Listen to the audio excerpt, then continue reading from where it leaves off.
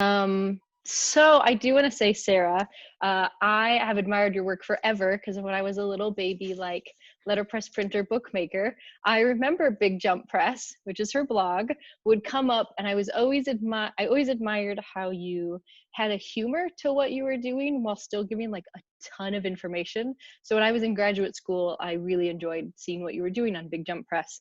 So you've visited Hamilton, you've made work at Hamilton. I've taken your classes, and we're really glad that you'll share more with us. I will tell everyone where you're at, because I think that's a really nice thing to see. You got your MFA from the University of Alabama, but you taught in the UK, and you're back at the University of Alabama now, right? Yeah. Kind of a weird sort of ellipse. And now I'm back.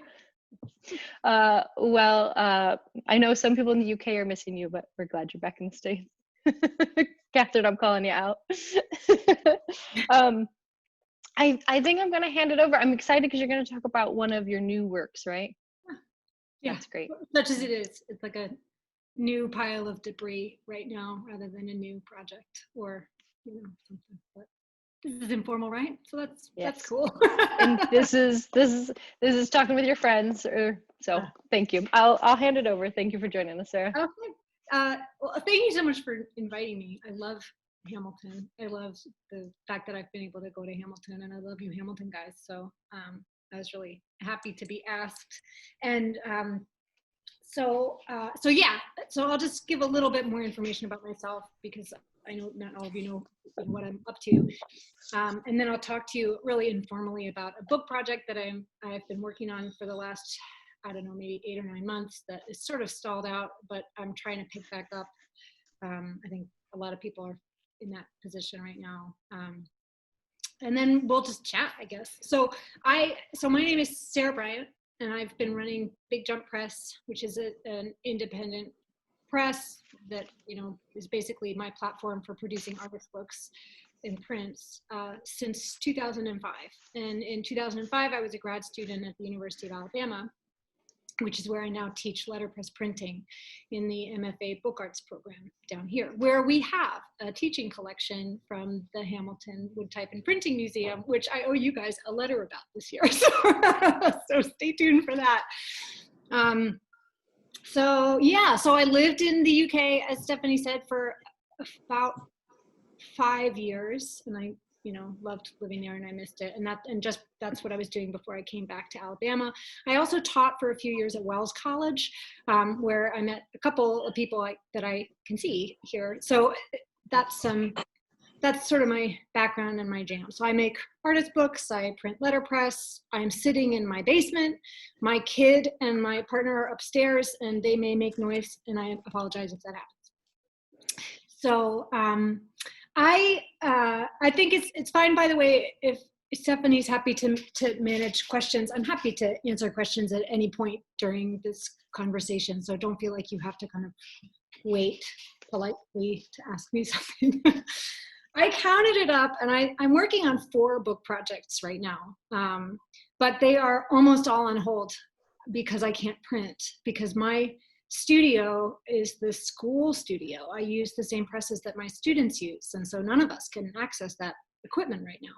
I tragically have my own press that is sitting in a wonderful place in upstate New York that is 1,000 miles away from where I am, and I thought, I'll move it down eventually, but right now I have access to all these presses at the school, so I'm really kind of regretting my laziness right now. But so I'm working on a couple of projects through the University of Alabama that are collaborations with artists and poets in Havana, Cuba. And that's kind of a long-standing relationship that was initiated by Steve Miller and Anna Embry, who Steve retired from the University of Alabama a couple of years ago, and his position is the one I've kind of swooped into. Those are on hold, and a trip to Havana was canceled, as you might expect. It was supposed to take place in April. I'm working on a project with a collaborative group that I've been a part of since 2013 called Shift Lab, which Macy Chadwick is also a part of, and I know she was doing a Hamilton Hang a couple of weeks ago. And we've got a book project that we're working on. And then I'm working on my own project as Big Jump Press, which is what I'll talk about today. All of them, again, as I said, are kind of like frozen. And I know that there's a lot of people in that same situation who can't access the equipment that I mean, some people are fortunate in that they do have access to their shops, and others with me are kind of waiting for the okay to get back in. So the project I'm working on right now is a little strange because I started it, I got a small grant from the University of Alabama to do a project about color and color systems. I didn't really have a fleshed out idea of what that was going to be. I just asked for some money. You can put together a proposal about something that I don't think this book is really going to be now. And I got some funding to go to the Yale Buren Color Collection at the Arts Library in New Haven. They have this just awesome collection of paint samples and textile samples and all kinds of, I mean, and frankly, the collection is very broad. They're collecting on color in a lot of different ways. So they have a collection of artist books, and I got to look at a few pretty wonderful ones there. They have a collection of obviously the kind of scientific texts about color and the perception of color. So it's a big collection, and it's well worth going and visiting. But I was particularly interested in the sample books because what I was thinking was that I might want to make some kind of a book project that used the format of like color cards and color samples that would talk about something else. And when I'm making books, I usually am trying to find a way to make a book that seems to be talking about one thing, but is actually talking about something else, I guess. It's an oversimplification of the way I approach making artist books, but I'm trying to speak broadly while looking at a kind of specific thing. So I don't know how, I've had some projects in the past.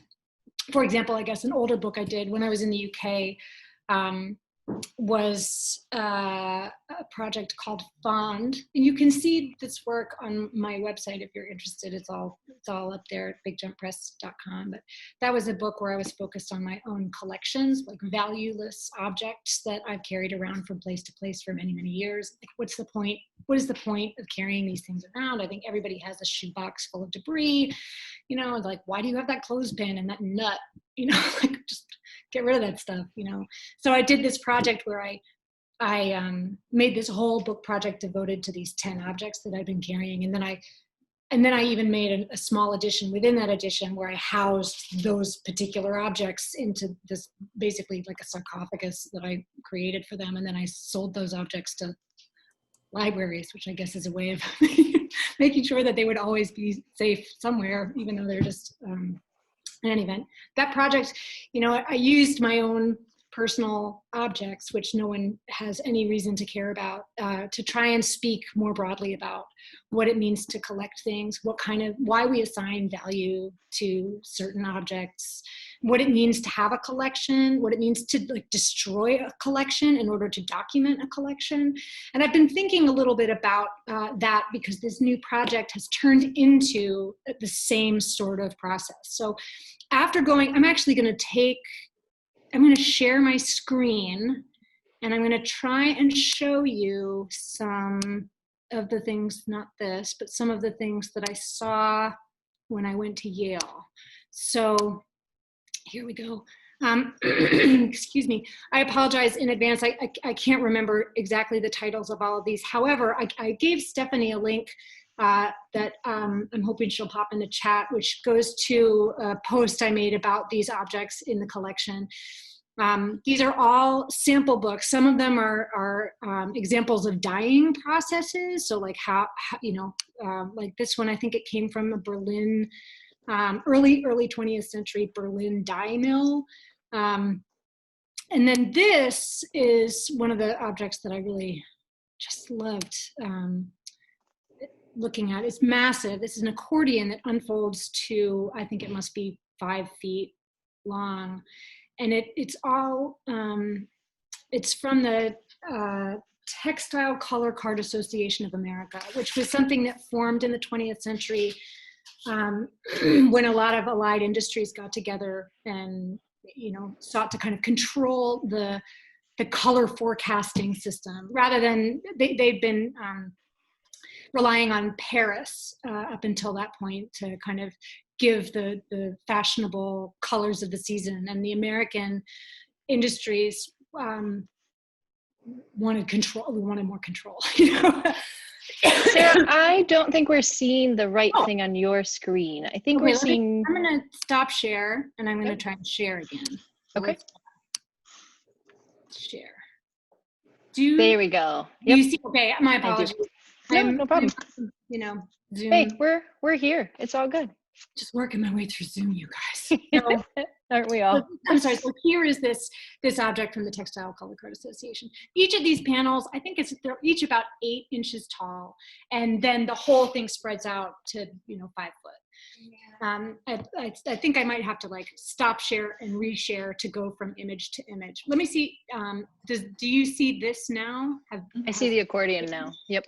Okay, so this is the sample from Berlin. Berlin used to control the dye market until after World War I, when the United States put together some anti-German legislation that allowed patent stealing. So all of the patents that came out of Germany, which had been in control of the dye process, were then kind of free to companies like DuPont from my home state of Delaware to plunder. So that is this is all, I don't know, just information that's related to this project. And so I was interested in all of this. I was really interested in the tactile nature of these samples.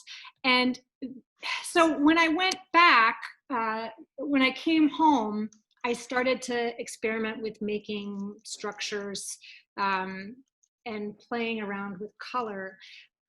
But and this is where the project kind of has now gotten stuck, is that this was all happening in November. And so I made this decision that I was going to think about making a book project about my domestic colors. So I was going to make this project out of these old clothes and the shirt that I wore to all of my job interviews and the sheets that I slept in, and so kind of very particular sample book. And now, of course, we're all at home, or those of us who are fortunate enough to be at home are at home. And so the project is now confusing. It was originally connected to the idea of like appreciating your home space and using what you have around you, and now I feel like it's a little out of step with what happened in the meantime. The other thing that I wanted to focus on for the project was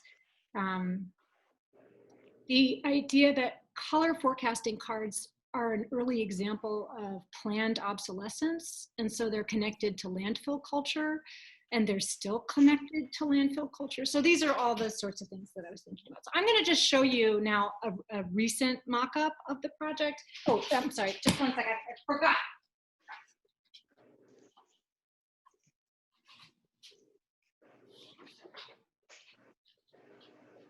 I thought I had everything. I thought I had everything with me, but I didn't have everything. We're here.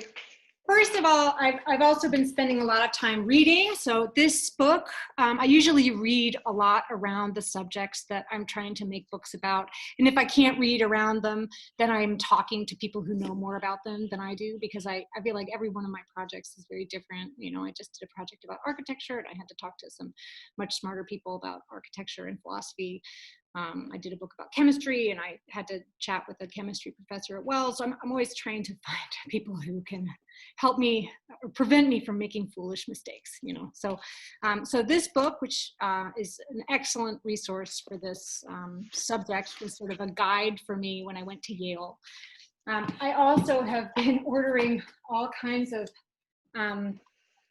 color systems, badly reproduced. I recently learned that this book, which is a Color Standards and Color Nomenclature by Robert Ridgway. It's a famous kind of early, I guess, sample book of colors used by people who are identifying things out in nature. But this was published in an edition that you could buy on Amazon, but it was black and white, which I just think is so funny. There are all these people complaining about the edition, like this is a black and white book, it's not a color book.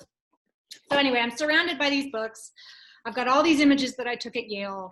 And then I was trying to kind of sift through and create something. So I started by simply making a sample book. So making a book of samples of the clothes. Oh yes, and this one expands. I was also looking for like the paint colors in my home, and like hair, skin, like the kind, just like basically the colors that are surrounding me in my life here in my home.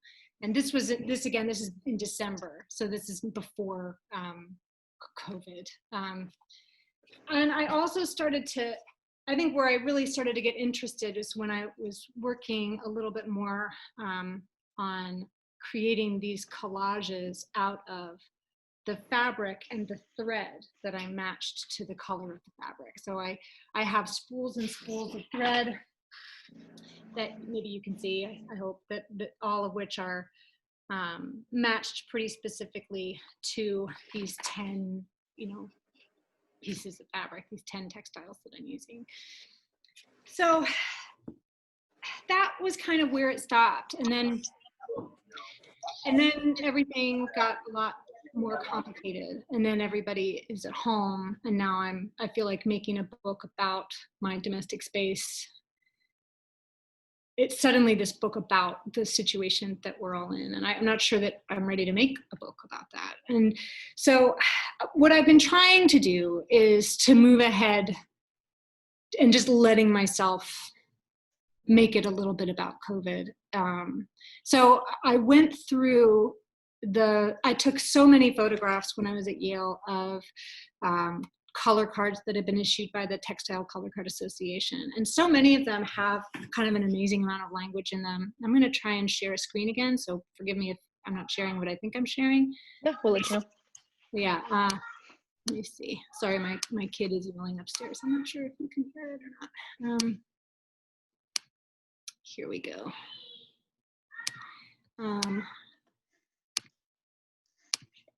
Okay, do you see something that says Magnificent Impressions? Yes. Great. Magnificent Impressions, I feel like, should be like the mantra of the Hamilton Woodtype and Printing Museum. But anyway, Magnificent Impressions. This is the forecast from the Textile Color Card Association in 79 to 80. And the language is so wonderful. And it's just kind of hilarious and kitschy and strange. And all of these, I looked at a lot of these different color cards, and they're all, they're drawing this distinction between interior space and the outside world. Like, you can see here that it's talking about our computer-dominated lives, outside. And this is, this is 79 to 80. It's kind of it's a fun picture of that time period, but it's also, all of these cards are creating this kind of opposition between outside and inside. Because these forecast cards were specifically for, I think they were, I looked at a lot of different ones. I think these were in particular about like home samples for your home, like colors for your home. And I'm going to try and switch over. Have I changed the photo, or do you still see the same photo? Okay, I see the same photo. Share, and I'm going to reshare this share. So here, this is kind of an interior view of that guide. So you can see they're providing you with good colors for your home. And so I started to take some of the language from that, from these cards, and put it together in different ways. Now, this book is not ready, and I don't feel like this book is where it's going to be. And I think it's probably going to change quite dramatically before I'm ready to move. And I also can't print it right now anyway, so I have a lot of time to think about it. But I'll show you the mock-up that I'm working on at the moment. And now I'll hold it up and show it, but I also have some scans that I can show you as well. Maybe if I turn this light off, it'll be less glary, I don't know. So this is all of the thread that's matched to the colors. And then I've die cut. I actually was very fortunate because I managed to do some die cutting before I got, stuck at home. So I've been able to use the the die cut panels to make these sample books. And so here you can see, I mean, this is, and again, I don't know how important it is that these are my clothes, right? So I won't probably identify them in the book as what they are, but this is my apron, you know, and this is actually a town hall wedding dress that I wore. And this is what I call my hot weather bag, which is the dress that I wore for like 10 years whenever it was hot outside. So they're just things that I've had for a long time. And I finally thought, okay, it's time to cut them up. I'm probably not going to make any mention of that in the book project at all. But I've made these sample books by using that material. And then I've included this text that comes from those kind of those like home focused textile color cards. And I'll read a little bit to you, but it is so not real, and it is going to change so much. And I'm not even sure that I really like what's happening yet, but this is right. We're just like talking. So we're just talking. Yeah. I love seeing this process. I think it's really wonderful. And knowing that it might change and shift is great. I mean, yeah, I think also when I make an artist book, I always have to, I don't know. I think everybody is this way well, I don't know. But I always hate my projects halfway through, at least twice. And yes. There's always a moment when I have to discard something that I'm really committed to in order to make the book work. So, you know, there's a lot about this project that doesn't quite fit together. And so I'll have to, like, you know, reshuffle and get rid of it and all that kind of stuff. Yeah. So the text from this mock-up is short, and I will read it. Most of it comes from the Textile Color Card Association. I think a tiny snippet of it comes from a DuPont publication about color conditioning, which was also very interesting. And then there's a tiny bit of text that comes from me, specifically this is not what it was supposed to be is something that came from me. So here, I'll read it out loud, and you can judge for yourselves whether this is a pile of garbage. Each of us experiences changing moods. Pale colors seem less heavy than deep ones.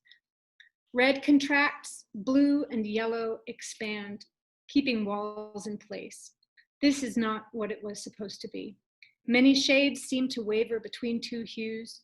The shift intensifies the significance of private worlds, safe from the menacing mood of the outside world. We should study draperies, curtains, rugs, ceilings, walls, floors, rearrange them and observe how the casts seem to shift. Wherever people work or live or meet, conflicting vibrations of sight and sound alter the proportions of the room. And that's all there is for now.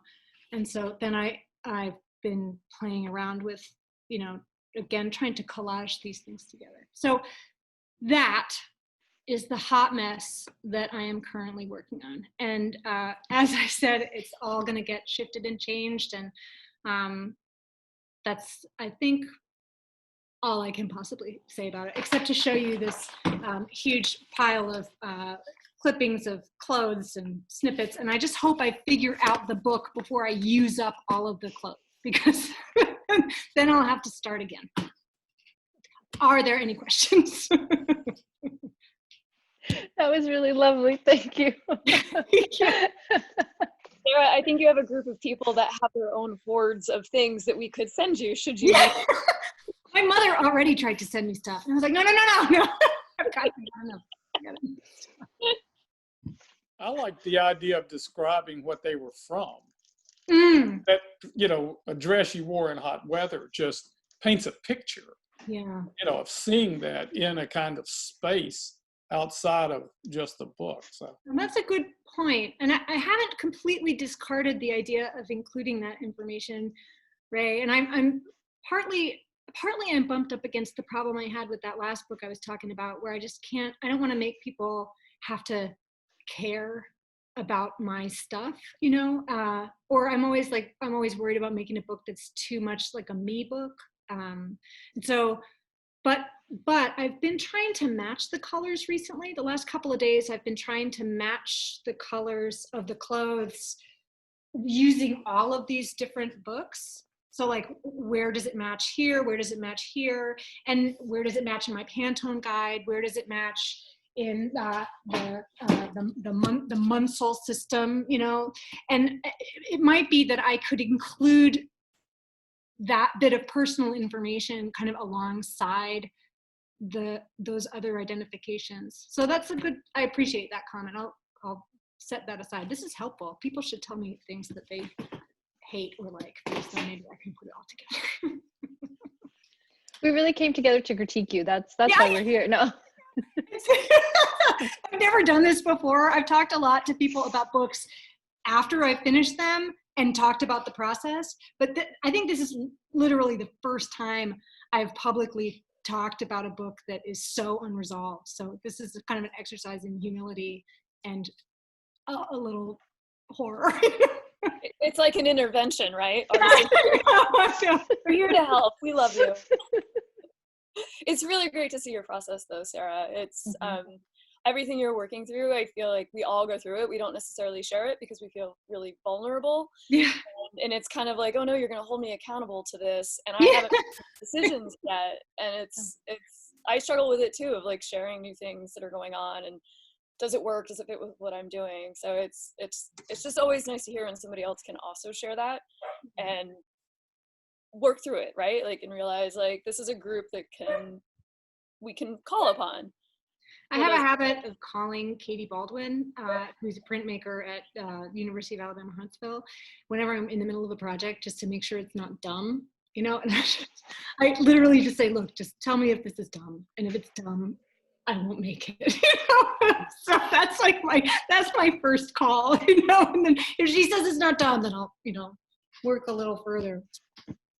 I have that friend. Does anyone else have that friend? That like first round of like, what am I doing? Is yes, right? We should get them all in a Zoom, you know. And Just for the sake of it, I'm married to that friend. Yeah. Really, that's helpful. That's a good, you know, I'm not sure that, I think Katie's taken, you know, and so am I technically. So I had a rag picker that used to pick rags for me in Boulder, and she would always attach notes to the rags. She'd always make sure they were 100% cotton and do burn tests, and then she'd put notes on them. Like, this is part of a quilt that I was sewing for my daughter when she was 3, and her daughter's like now 40. So I was getting these ancient rags for her. She was going up and down alleys and collecting rags, but she'd always write the history of where the rag came from on the rag. wow. And, you know, when you're grinding up multiple pounds of things, it's really interesting to see, you know, there's this little snippet over here and a little snippet over there where they came from. And every once in a while you hit one that you don't grind up. I think that's really lovely. I always like to think about the history of things, the type I use or the press I'm on and to think that like something as small as a rag, like that's history, like that's become a rag now. That's really lovely, Ray. So I have a book that I've read to my kid about where pebbles come from. And, you know, it's basically like a children's sort of epic geology book, you know. Pebble was a mountain, and, you know, and tells the, you know, millions long story of the mountain to the pebble that you've got in your pocket. And somehow that sort of connects to that rag picking somehow. I don't know. That all of these objects that we use, the fiber in our clothes, existed before we wore them or before they had this current state. So I don't know. There's something about that I find interesting too. Well, you find sheets from the 1950s and the 1960s that you don't have to worry about polyester. Mm-hmm. And all the clothes at that point, and once in a while you hit an estate sale that they've got real linen in the linen closets. Yeah. It's not cotton, it's pure linen. So life is entirely different. Yeah. And it was an era where everything that was out there in the environment was something you could use. Fruit came in a wooden crate, and you could use the crates, and people saved them. Yeah. And then you pick them up, and suddenly you have crates from 1944. You know, held food in those days. And you're now responsible for this crate of wood.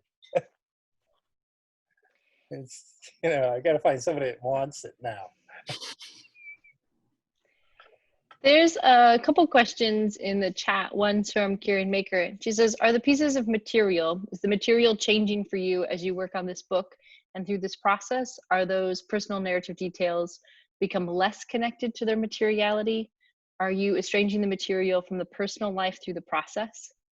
I think partly this goes back to the conversation I had with Ray, I guess, that I'm always a bit worried about making something too personal, but I keep making these books about my personal stuff. So there's a part of me that's going to have to come to some sort of reckoning about that, I guess. But that the pieces of material, it's almost it's not arbitrary, obviously. They're like, you don't just cut up the dress you got married with in, I guess, unless you've made a decision to do that.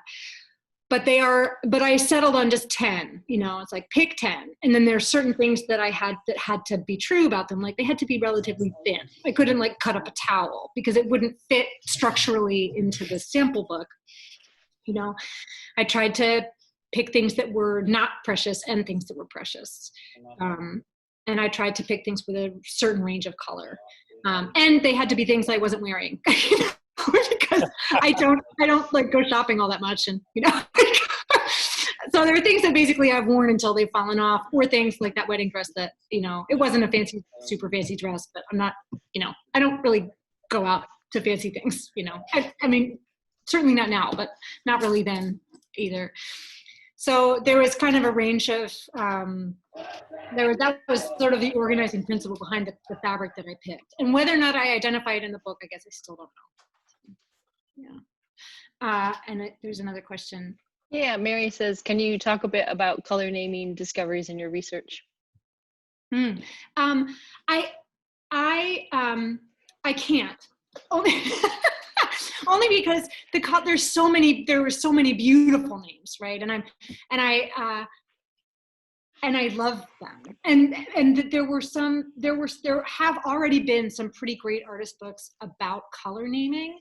And I'm trying, for the life of me, one of the books I looked at was so great, and I wish I could remember it right now. It was all about pink, and it was all these, it used all these names for colors, lipstick red, that are kind of connected to femininity, feminism, and then there's this artist book only using those names. So I've sort of very on purpose been not looking at the names of the colors because I don't want to remake that book. And if I get too in love with the naming, I might end up using it. And then I feel like I'll just be repeating something that's already been done in a pretty elegant way. What I might do is identify, one of the things that I have been enjoying, if I can find the right book, Werner, I'm not sure, maybe Werner, the Nomenclature of Colors, adapted to zoology, botany, chemistry, mineralogy, anatomy, and the arts. A very concise title for all of us to appreciate. This is a really nice reproduction of an original text, and I can't remember off the top of my head when it was originally published, 1821. And this gives you a table. It gives you tables for, first of all, the color and the number of the color, the name of the color according to the person who's naming the color. I also think it's fun to be the person who names color. It's like how the early postmasters were the people who named the towns. You get this level of control. Then it tells you what animal is that color, or what part of what animal is that color. The throat of the blue titmouse, for example. Then it tells you the vegetable that is that color, the stamina of single purple anemone. And then it tells you the mineral that is that color. So I think in answer to that question, this is the most fun I've had with a text. It's trying to give you this whole world of what that color is and where it belongs. And this reproduction is not too expensive. So if there are any like color fanatics out there, I think this was maybe $20 or something like that. So it's a lovely book. It is a cool book. And I have way too many books in my collection. They pile up on the coffee table, and the kitchen table and the whatever. But I just did a quick search, and there's an interesting, maybe it's just a snippet online that looks like you could maybe get into it and then go buy the book. Ooh. Hey, Sarah. Yeah. Since you mentioned Katie Baldwin a moment or two ago, do you mind talking a little bit about Shift Lab? No, I would love to talk about Shift Lab. Thank you for asking. Mm. Shift Lab is a collective of 5 artists, including myself, and we started in 2013. So it's me, Katie Baldwin, Macy Chadwick, who you guys all know and hang out with on Zoom, Denise Bookwalter, who teaches printmaking at Florida State University in Tallahassee. And she also runs a press called Small Craft Advisory Press, which is a collaborative press that's really cool, where she brings like musicians and artists and poets together. And Trisha Treacy, who is right now in Boone, North Carolina, but is about to go start teaching at Dartmouth. So we work together, and we started working together as a way of kind of expanding what we ordinarily do. We're all artists who make books, although some of us, like Trisha identifies probably more as a designer, and I know Denise is kind of aligned, and Katie probably ally themselves more closely with printmaking in different ways, or textile. I'm pretty solidly a book artist, and Macy is, she's a printmaker and a book artist, and she is also now running this awesome residency in Petaluma. So we all have different things that we can do. We all have different strengths, and we all have different equipment. We all have different ideas. And so we started making book projects together.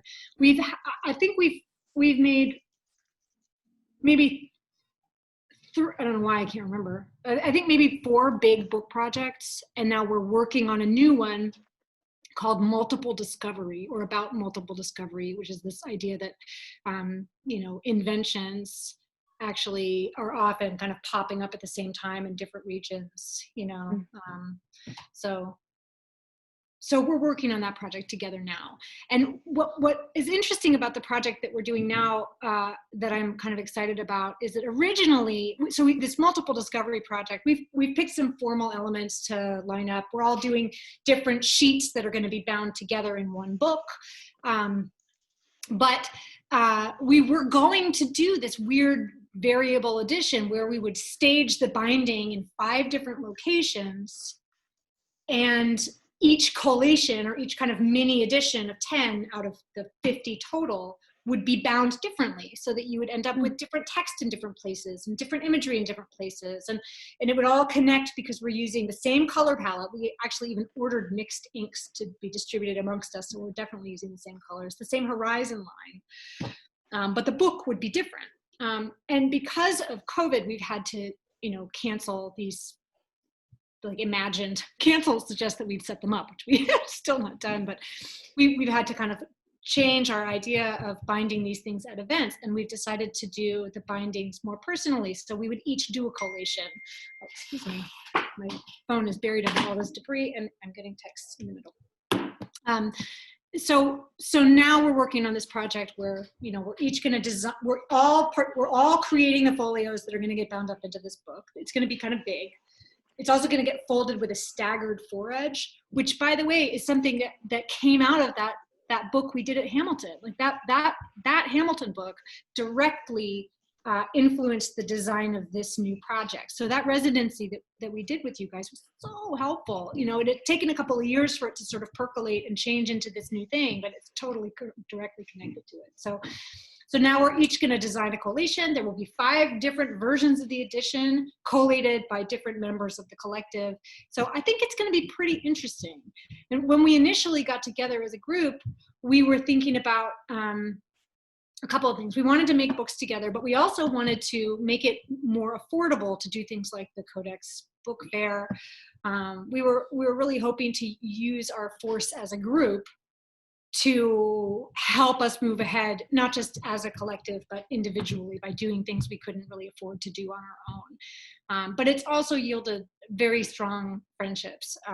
And so, we didn't know each other very well to start with, all of us. We didn't all go to school together. We didn't all live in the same place. We've never lived in the same place. And we've only been in the same place all at the same time, maybe twice, I think.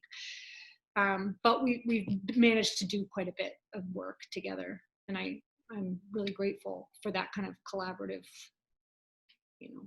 practice. It's helped move me ahead in a lot of different ways. Thanks. Yeah. Someone actually wanted to know a little bit more about your other pieces. So they said, I just had started reading your terrific blog. Would you please talk about how you decided to create Make No Little Plans and the Radiant Republic books addressing writings by Plato and Corbu? Oh, totally. And in fact, if you're interested, this is like, maybe you don't want to do this, but I did do a talk at the San Francisco Center for Book Arts recently on Zoom that was recorded all about those projects, or about the second project. So Make No Little Plans was a study. The Radiant Republic, which I will grab. I will just grab it. And I was at that talk. It was lovely. So I'll go see if I can find it and I can put it in the chat so you guys can watch it. Yep. Well, maybe I should wipe off my coffee stuff before I put this down, because I still want to sell it to somebody, even if no one has a budget to buy artist books anymore. Excuse me. Oh, I will use my mask to wipe my coffee down. Okay. So, The Radiant Republic, which is this book, is not really a book. It is a box, and inside of this box is a book, 5 booklets really, and I'll show you a photo that'll be easier to understand. A pane of glass, and then these cement forms that are cast. There's 9 of them. They're platonic solids. They're not all of the examples of the platonic solids. This book is about architecture and urban planning. And the text in the book is this combination of Plato's Republic and Le Corbusier. And I could talk about it for like an hour, so I'll do like this 2-second explanation. But I basically was interested that these 2 texts are both texts about building cities, either using that as a metaphor to speak about ethics, or because Le Corbusier really did want to like raise the city of Paris and build a brilliant new society. They're both talking about building cities that would enforce an ethical code, or a kind of enforced morality. So they're kind of unusual, and they are both using language that's quite troubling. And so I did basically like a mashup of those 2 texts and created a narrative that's cyclical in nature, that's all about city building, and I think rather than talking about it too much, I will kind of maybe direct you to some images, because it's so much easier to understand a book when it's not some lady like waving an object in front of a Zoom camera. But the book, I just finished it maybe a little over a year ago, and I haven't finished it. I mean, I'm still making it. It's too complicated. Oh, thanks, Stephanie. Maybe I'll just go to get an image of it to show you. It's a little bit less hectic. And Make No Little Plans, because here, I'm going to share this screen. Share that, share. Okay. That's better than me waving it. Make No Little Plans was a study for this book. So whenever I do a book project, I make about 100, well, not 100, but I really do make about 12 mock-ups. If I have the opportunity, I'll make little mini projects or prints that help me figure out some of the content. So Make No Little Plans, which is here. Can you still see what I'm showing you? This is Make No Little Plans. This was a study I did when I was teaching at Penland. I was teaching an artist book class. And so I did a little book there too that helped me kind of work out some of the content that in the end landed in the Radiant Republic. So this was printed in a small edition. I hadn't quite settled on incorporating the Corbusier at that point, but it helped me kind of flush out some things that I then worked on for this. And so I don't know, that's my very brief description of that project. But if you are interested, it's probably worth looking at that San Francisco thing, because I talked a lot about it and I was way more eloquent than I am right now today. So it's good. I found the recording, so it is in the link now. And I was there when you did it. It was lovely. It was good. They had a great setup too to help facilitate. They had a video showing. that they'd taken in Yeah. advance to show Yeah. people how it worked out, and so it was nice. And that happened because there was an exhibition that, of course, kind of had to just sit in an empty gallery for a couple of months, and so they organized a lot of conversations with artists who had work in that show. And so there are other links to other artists talking about their work. Yeah, I'll share that because it was nice to see that whole page of recordings you can watch. We all like to learn. I think that's why we're here, right? Yeah. We're a bunch of nerds hanging out on Zoom. There is the San Francisco Vimeo, and it looks like, there's lots of interviews and showings of different processes and books. So. Let's see. I don't think I missed any questions. If there are any more questions, please speak up. And then I'll tell about the next ham hangs that we're going to have. Can I just say one quick thing Yes. before you do that? And I just wanted to say that I didn't want to say goodbye without mentioning that I'm trying to organize. This is more related to the last week than anything else, but I'm working on a downloadable, like a free downloadable book called Read This Out Loud that I'm going to be putting up on my website and my blog with video instructions for how to bind it and a downloadable template that only takes up 10 double-sided sheets of copy paper.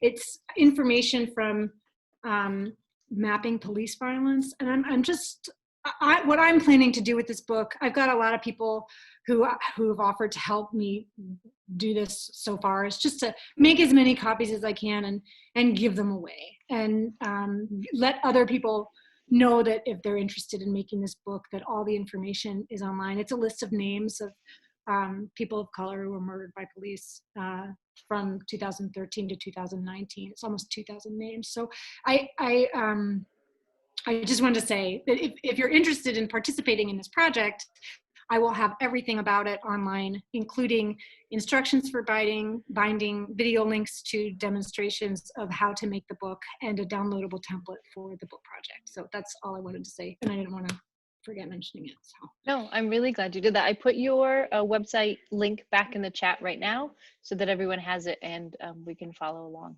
So thank you for doing that. Thanks. Yeah, I'm really glad that. If you're interested in, please reach out. If I'll email you the template, or if you want to, if you know of some places where you could leave some copies of the book. I don't know how many copies I'll end up with. It's an open edition, obviously it's out there, but I just want to get it out in the world. So if you want it and you can't find it, then let me know and I'll make sure you can get your hands on it. And I'll put your Instagram there as Thank you. well. That way, yes, we can find you. We can all work together, right? So Yeah, thank Sarah, you.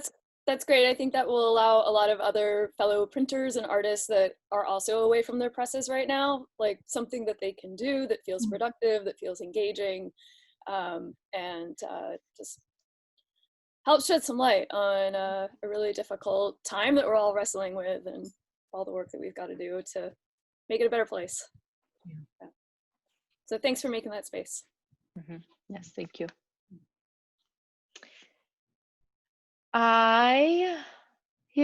So thank you, Sarah. And actually, thank you in general. Thank you for being here. I'm so glad. Thank you for inviting me, and thank all of you guys for coming. And I really enjoyed this chat. It was helpful and unusual to talk about it. And I'm grateful for the opportunity to talk about something that's not quite finished. So yeah. I think seeing that process is important, especially because many of us on the call are probably artists and letterpress printers and makers and book artists and whatever we are, whatever we make. It's good to remember we all are in a process.